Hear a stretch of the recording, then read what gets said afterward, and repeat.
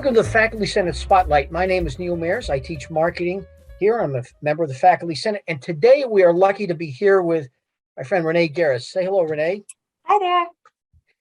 Renee Garris, I got Renee's information from a student of mine. One of the things, I was on a one-on-one conference with one of my students last semester, and I said, tell me who else is doing really well teaching. Tell me some things that I can learn from somebody else. And she said, you need to talk to my humanities professor, Professor Garris. She said, she is the sweetest, nicest person ever. And that is my favorite class. And I said, with that said, I said, I've got to learn more about what Renee does. And she's here today to share it with us. Renee, tell us about your teaching experience, if you could. Sure. Well, hello, everyone. I teach humanities at Germanna. I've been teaching about 6 years. First year, I was an adjunct, and now I'm an associate instructor. I teach all of the, I can teach all of the humanities classes. So our Humanities 100 is sort of a general introduction. We have specialized classes, women and gender and humanities, African-American humanities, contemporary humanities. So these are 200 level courses mostly. Yes. And they are mostly asynchronous classes. Very good. Let's go back to the situation. If my memory is correct, we're back to March of 2020, and we're all in that pandemic panic we were going through about how are we gonna do this? Tell us about how you were feeling and what the situation you were facing. Sure. So I think, like everyone, when we went home in March and our life was moving to Zoom, there was a lot of panic and a lot of anxiety, both on teacher side and on student side. What is it going to look like in this digital world? Are we still going to get the same level of instruction? And we know that first semester was difficult for everyone. We were trying to, can we get students to turn on cameras? Can we require them to do so? Can we get them to show up? Attendance became an issue. And so I realized early on that I needed to do something that would want to make the students want to come to class. Just like in a face-to-face class, it had to be something that was exciting, something that was dynamic, something that grabbed their attention. Because why else do they want to sit on a computer with me for an hour or more? And it was new to all of us at the time. So tell us what you did. Tell us some of the things. We've got this situation. They're behind their screens. We're all in our homes. Tell us what you did to accomplish that. So first of all, I made it optional. You didn't have to turn your camera on, but I wanted to do things that were fun, that the students would want to turn their cameras on. So for example, we had hoodie day. I wear my hoodie, they wear their hoodies. Sometimes we shared meals together. And my introduction page, I have pictures of my dogs. So we had bring your pet to class day. So anything that would make it fun and interesting for students to want to turn the camera on, I would think of everything. I would try to do polls. I would try to engage them in ways that I knew that they were still engaging me, right, just like in a classroom. So you were holding a common synchronous session for multiple asynchronous courses then. Very good. Yes. So when we first started into the pandemic, everything was still synchronous. And that was sort of easy to manage, because if they were used to coming to campus on Tuesdays and Thursdays, then switching to online Tuesdays and Thursdays, that was fine. But in subsequent semesters, it became more difficult for students to want to come to class at the same time all the time. For some reason, they really liked that at-home environment, and they liked not having to feel like they had to be on campus every week. So as my classes more and more became asynchronous, what students wanted, I had to figure out a way to bring them into my world synchronously.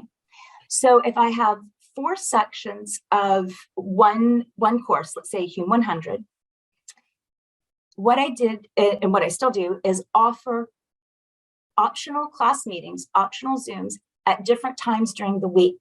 So maybe a Tuesday morning and a Thursday evening. And I invite all 4 sections to come to one of those meetings. If you come to the meeting, you get extra points for coming. So just extra credit points. The meetings are sometimes about homework or about more difficult assignments. Sometimes they're fun meetings about extra material that wasn't in the book, but I think is important for students to know. Sometimes it's just checking in with them, seeing where they are in their heads, what's going on with me in my head, why are we doing certain things? And what I have found is that students really do still want to know who their professors are and Sure. do want to come to Zoom meetings, but perhaps they're not able to because they are working. They chose an asynchronous class because they couldn't fulfill being here all the time. So I vary my schedule and try to catch the most students by doing that. Now, my student told me that one of the things she loved about you was you were real. Tell us about how you do that. So I know that there is a push with some faculty to always be professional. And while I certainly hope I am always professional, I come to class in t-shirts with my hair pulled up on top of my head. Sometimes I've just walked the dogs or I've just come in for the gym. I try to be as real with them as I want them to be with me. Now, on campus, I would have never come to class in my sweats. But at home, I think that's one of the perks of being at home is you come as you are. I know some professors do not like their students eating. I think a hungry mind is a mind that can't learn. And so if you're eating lunch while we're on Zoom, that's fine with me. We'll probably ask you what you're eating. Or sometimes I've had sessions where we ate together. The whole purpose is we sat down and shared a meal together in front of our cameras. So, and tell us about some of the, you shared some great stories of some of the nice things that have happened. You invite guests, right? Tell us about how has this worked? So, well, I think we all know that there is no perfect world at home. Your doorbell is going to ring, your dog's going to bark. If you're a parent, your kids need you. If you're a youngster, your parents could be walking through the Zoom, and yeah, so everyone's invited. When we hold Zoom sessions, if your kids are doing homework and you turn on your computer and the kids are sitting there, that's fine. I think letting them see what a real college class looks like makes it more normal or common for them to think about college. It's not this esoteric world that we live in. My dogs come to class. I will have a cat walk in front of me. My students love to show me their animals. So we've had Bring Your Pet to School Day. I've had a class where I was talking about Aretha Franklin, and a grandmother popped her head on screen and said, oh yeah, she was the queen. And so then we started talking about music. So I've had parents who wanted to continue to listen to the lessons because we're talking about art or we're talking about architecture. And for a lot of people, it's interesting. So wonderful. And in addition, you were saying in terms of how it's worked, you said not only were you able to get across some key content that people were struggling with, but it lets you check in on people. Tell us about that. Absolutely. So we all know when we first went into lockdown that mental health, we really needed to check in with our students. But if students aren't turning on cameras, how do you see their body language? How do you know if they're really doing well? So one of the ways are these optional Zoom meetings where students can come in and I can see sort of what's going on in their brains. So a great example is in a matter of just a couple of days, we had Lunar New Year, Black History Month, the Olympics began, and then of course we had the Super Bowl last night.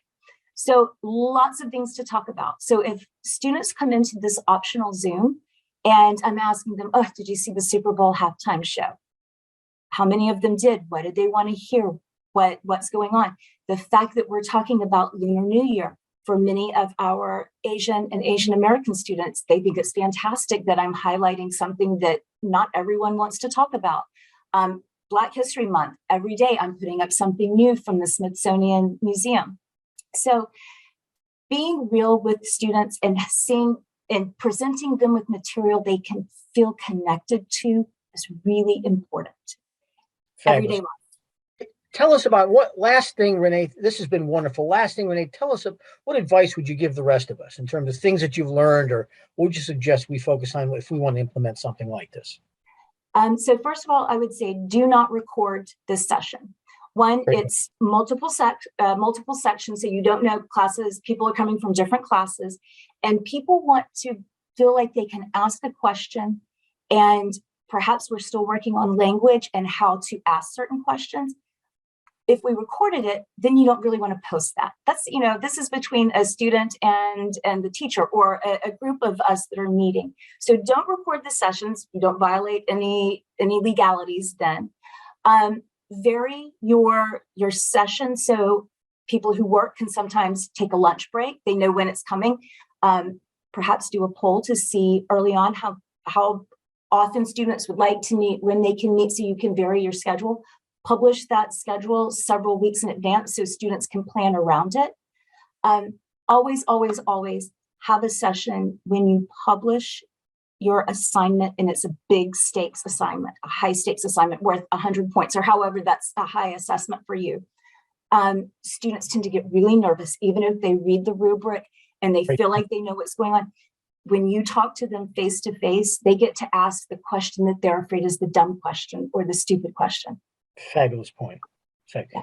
you like teaching, don't you, Renee? I love teaching. I love my students. Yes. It shows.